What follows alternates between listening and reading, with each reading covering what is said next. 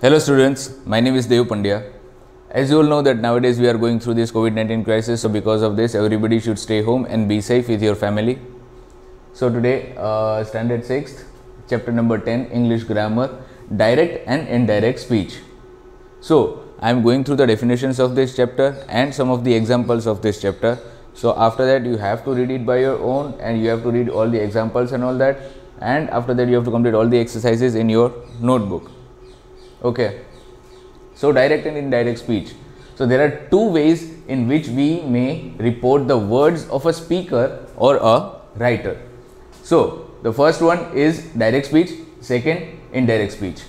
So direct speech, the actual words used by the speaker are called direct speech, as simple as that, such as my father said I am not feeling well. So in this, said is a reporting verb by father and this is reported speech.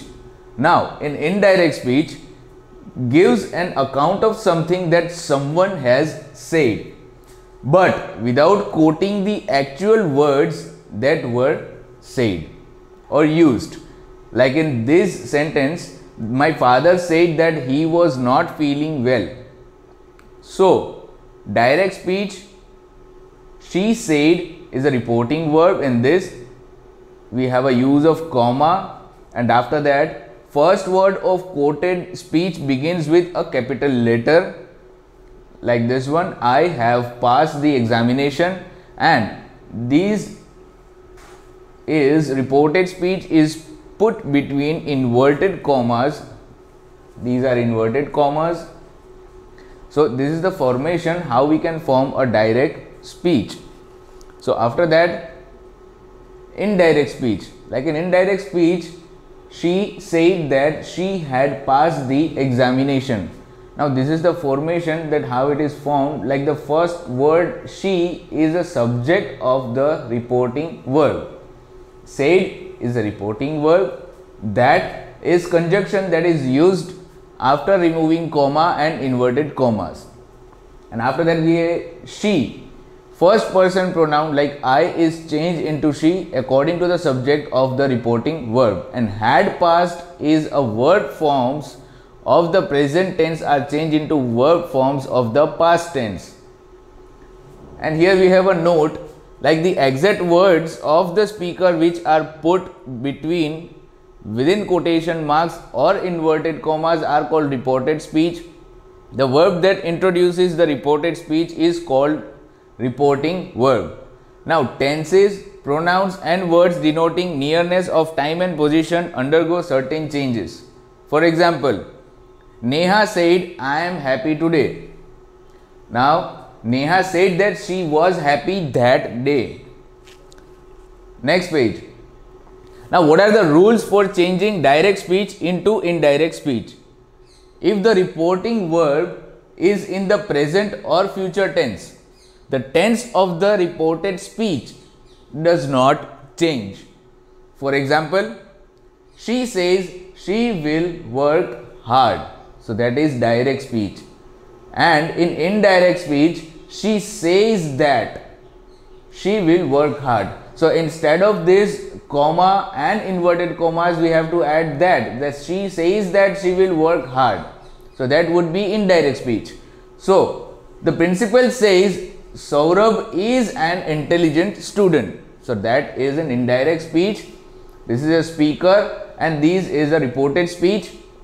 And the principal says that Saurabh is an intelligent student. So that is in indirect speech. So we should add that instead of this comma and inverted comma to form an indirect speech. So if the reporting verb is in the past tense, the tense of the reported speech is also changed into past tense. Now if the reporting verb is in the past tense, all present tenses of the direct speech are changed into the corresponding past tense. Now how we can change that? So change in tenses of reported speech, like how we can change that reported speech. Now present tenses of the direct speech and corresponding past tenses of the indirect speech. simple present, simple past, present continuous, past continuous, present perfect and past perfect. Next, for example, he said Prakash needs a new book. This is direct speech. So he said, that is a past. Prakash needs a new book, that is simple present. So how we can form an indirect speech, that he said that Prakash needed a new book, that is simple past tense, because he said, that is a past, right? So we have to form this. So instead of needs, we have to add ed in need, so that would be a simple past tense.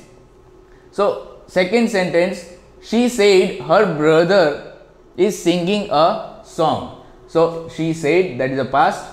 Her brother is singing a song, that is present continuous tense. It is in direct speech. So in indirect speech, how we can write, she said that. She said that, instead of this comma and inverted commas, we have to add that. Her brother was singing a song. Instead of is, we have to add was, because that is a past continuous tense. We cannot write a present tense because this is a reported speech. So instead of is, we have to write was in the past tense. So that is indirect speech.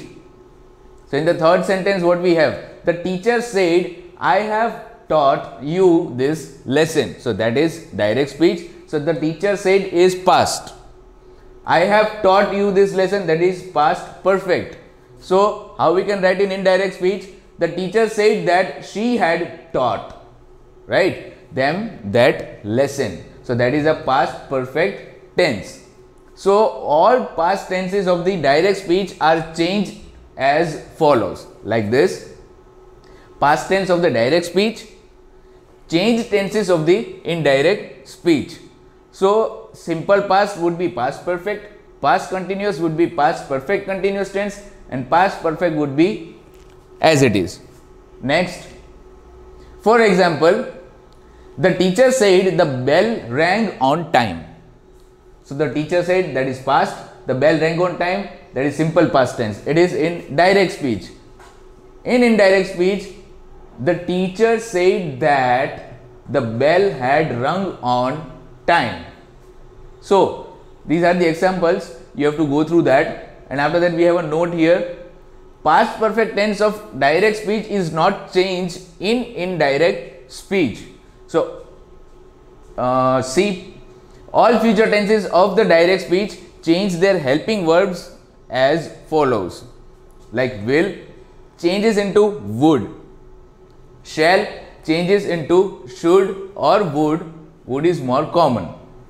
For example, the teacher said some boys will stay back. That is direct speech. The teacher said that some boys would stay back. So instead of will, we have to add would. You can see here. Okay. So second sentence, the students said we shall go to the exhibition. Now in indirect speech, the students said that they would go to the exhibition. Sorry for this. Now next page. Now exception of rule 2. If the direct speech expresses a universal truth or a habitual fact, its tenses remains unchanged. For example, the teacher said the earth revolves around the sun. So the reported speech is a universal truth that cannot be changed. The teacher said that the earth revolves around the sun. So that is in indirect speech. Now third point is modal verbs are changed as follows, like this. So modal verbs used in the direct speech and indirect speech, how we can use that? Instead of will, would, shall, would, can, could, may, might. Next. So in the next page we have a note like the following modal verbs of direct speech do not change their forms in indirect speech. Like for would, must, should, have to, could, ought to, might, used to. For example, she said I might visit him. That is direct speech. She said that she might visit him. That is indirect speech. They said we must respect our elders. That is direct speech. Now, they said that they must respect their elders. So, that is indirect speech. So, on the fourth point, what we have? Is, am, are is changed into was or were. So, for example, my mother said Sachin is a good player. That is direct speech. Now, my mother said that, instead of this comma and inverted commas, we have to add that. So, that would be in indirect speech. So, my mother said that Sachin was a good player. These are the same examples like that only. Next page. Now, in the next page, we have the rules for changing personal pronouns. How we can change that? So, A, pronouns of the first person are changed according to the subject of the reported verb. So, for example, she said I am fond of tea. So, that is direct speech. Now, she said that she was fond of tea. That is indirect speech.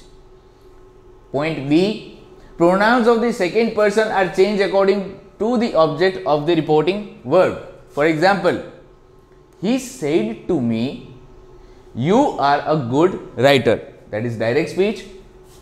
Now, he said to me that I was a good writer. Instead of you, we have to write I. That is an indirect speech, that I was a good writer.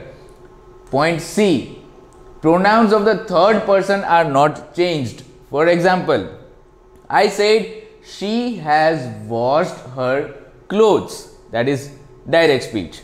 So, I said that she had washed her clothes. That would be in indirect speech. So, point D, when we change direct speech into indirect, some words denoting nearness of time or position are changed into suitable words denoting distance. This change is made if the reporting verb is in the past tense. Next, now we have a table here like words expressing nearness and words expressing distance. Now in this, yesterday, the previous day, today, that day, tomorrow, the next day, tonight, that night, these, that, these, those, ago, before, here, there, now, then, last night or week, the previous night or week, next day or week, the following day or week. Like this we can form in the direct and indirect speech, that this would be in direct speech and this would be in indirect speech. So, for example, the teacher said, I saw you in the library yesterday. That would be in direct speech. And the teacher said that she had seen me in the library the previous day. Next. Now, on the next page we have interrogative sentences like questions. The following changes are made while reporting questions. Like in this, the first one is the reporting verb said. The reporting verb said is changed into asked. Okay. So, use of connective word. What are the use of connective verb? Like if or whether is used if an interrogative sentence begins with a verb.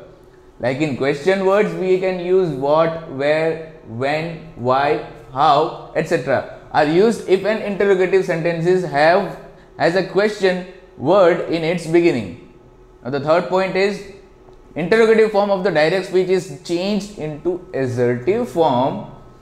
Other rules remain the same as described earlier.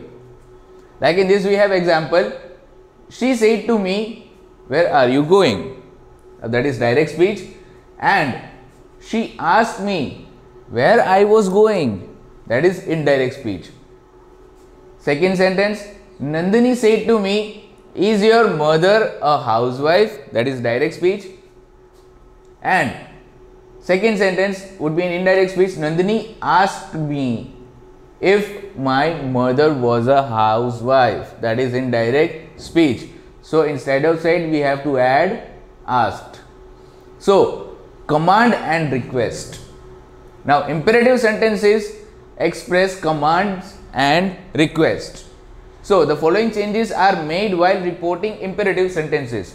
First, the reporting verb said is changed into ordered, requested, advised according to the sense expressed in the reported speech.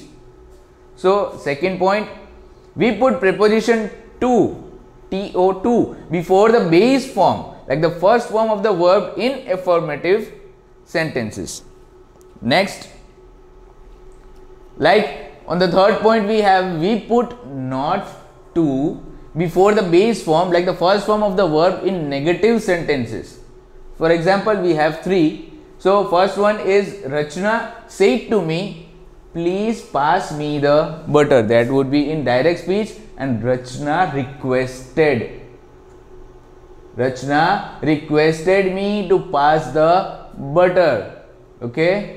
The manager said to the secretary, type this letter. That would be in direct speech, like what the manager has said. It's not a said, like instead of that we have to add ordered, like the manager ordered the secretary to type that letter. That would be in indirect speech.